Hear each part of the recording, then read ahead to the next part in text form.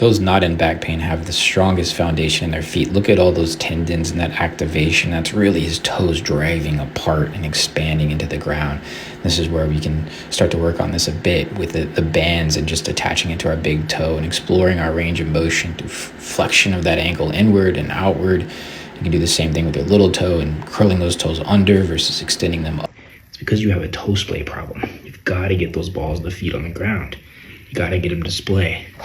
Our shoes train us to keep those two toes together. Use the wedge to pull those toe bones apart.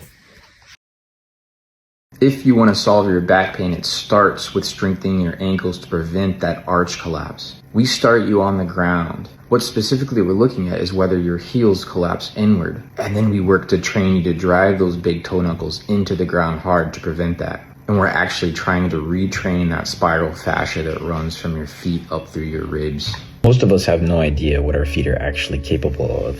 And if we don't even understand the foundation we stand on every day, how can we pretend to know we've maximized our performance or explored all the possibilities for alleviating our back pain, knee pain, whatever you're dealing with? Our feet are the base of everything. Every force travels through them. Every step is information. And yet we spent decades weakening them. Cushioned shoes, flat surfaces, sitting all day, outsourcing our movement to technology. And meanwhile, nature doesn't need fancy shoes. Animals don't need orthotics, manicured turf, or the next diet plan. They move to survive, and they push their bodies to the limit because there are consequences if they don't. And we're losing that drive, and we're paying for it with pain. So here's where I start on the ground. Prop your big toe up against a wall or any vertical surface. Keep the heel down and slowly drive your knee forward, and then step into the ball of that big toe. Explore your foot, breathe through it. This can get intense, but it's just the beginning.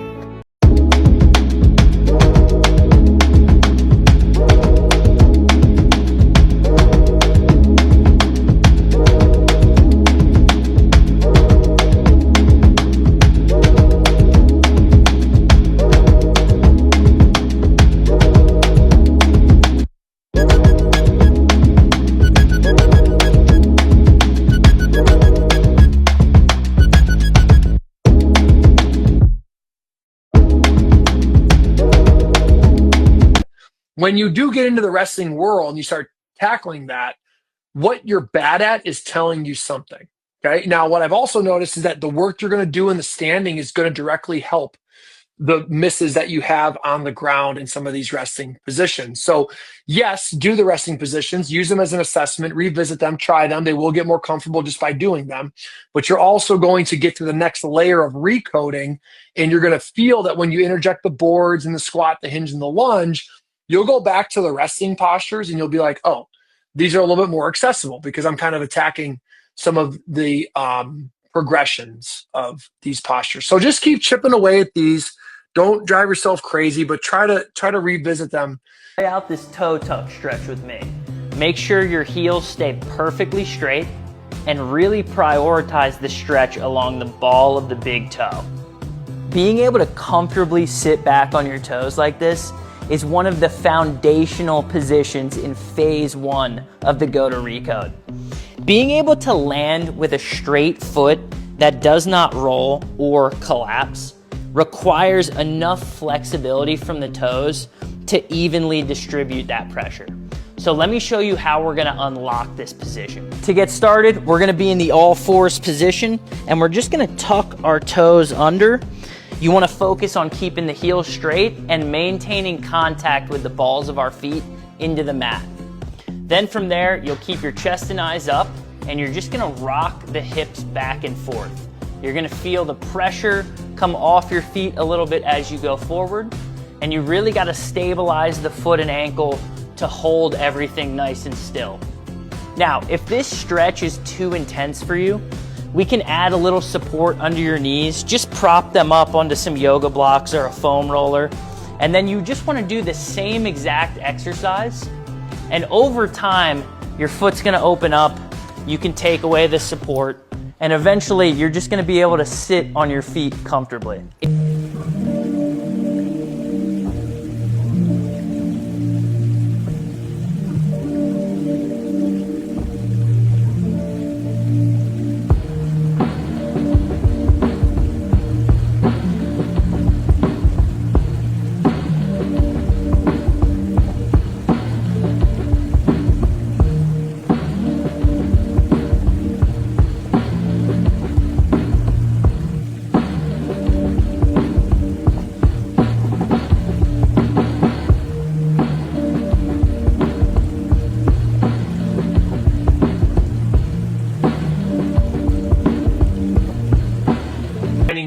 the skeleton. So our first goal with upside down is to get the big toes to touch.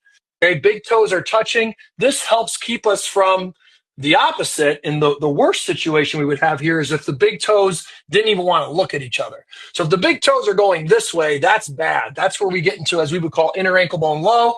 Now we're ripe for a dislocation or a tear in the lower limb. This would be the opposite. Now my navicular bone, okay, that inside of the foot, it's getting further from the ground. So notice how when we go big toes together, your inner ankle bones are drawing up the insides of the shin. They're being protected. From there, we're going to try to open up the heel like a book. We want to open up the foot, and you can even go through this awareness if you'd like. Big toes touch, click your heels, and then just open up the foot, imagining they are the covers of your book.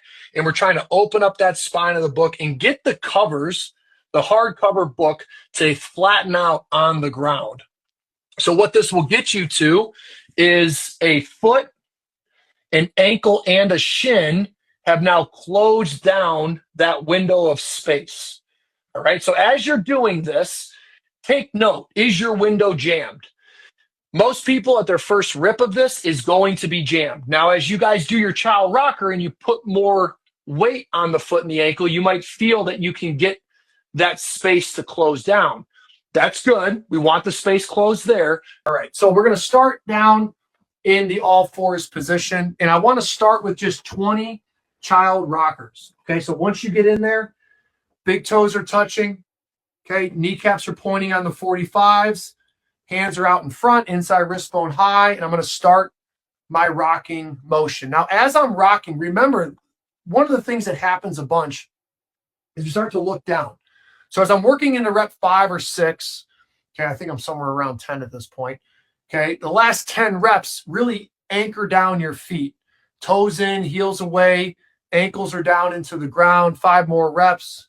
4, 3, 2, 1. Okay, now I